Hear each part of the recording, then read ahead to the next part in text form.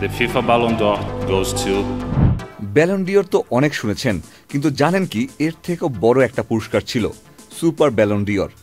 এতটাই বিরল যে আজ পর্যন্ত একবারই দেওয়া হয়েছে। 1989 সালে ফ্রান্স ফুটবল একমাত্র বারের মতো সুপার ব্যালন ডিওর প্রদান করে। কিংবদন্তি আলফ্রেদো দি স্টেফেনোকে এই পুরস্কার দেওয়া হয়। এর উদ্দেশ্য ছিল বিগত 30 বছরের সেরা খেলোয়াড়কে সম্মান জানানো। 35 বছর পেরিয়ে গেছে, কিন্তু ফুটবল বিশ্বে আজ এমন অনেক নাম আছে যাদেরকে এই সম্মানের জন্য ভাবা হচ্ছে। লিওনেল মেসি এবং ক্রিস্টিয়ানো রোনালদো এরা তো অবশ্যই তালিকার শীর্ষে। তবে আলোচনা শুধু দুইজনকে ঘিরে নয়, আরও কিছু নাম উঠে আসে এই আলোচনায়। জিনেদিন জিদান, যিনি বিশ্বকাপ জয়ী ও কিংবদন্তি মিডফিল্ডার, খেলোয়াড় ও কোচ হিসেবে দুবার ইতিহাস গড়েছেন।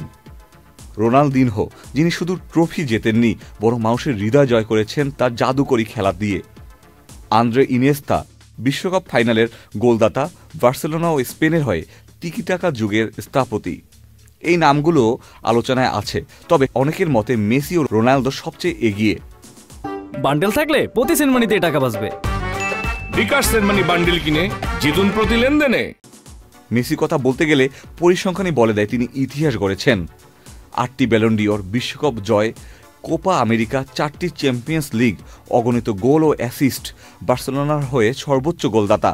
শুধু ট্রফি না, তিনি একটি যুগের প্রতীক, দ্য বিউটিফুল গেমের জীবন্ত রূপ। অন্যদিকে রোনালদো এক অন্যরকম গল্প।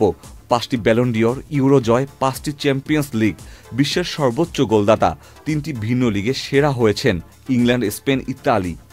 আর সবচেয়ে বড় কথা, তার অদম্য পরিশ্রম ও মানসিক দৃঢ়তা।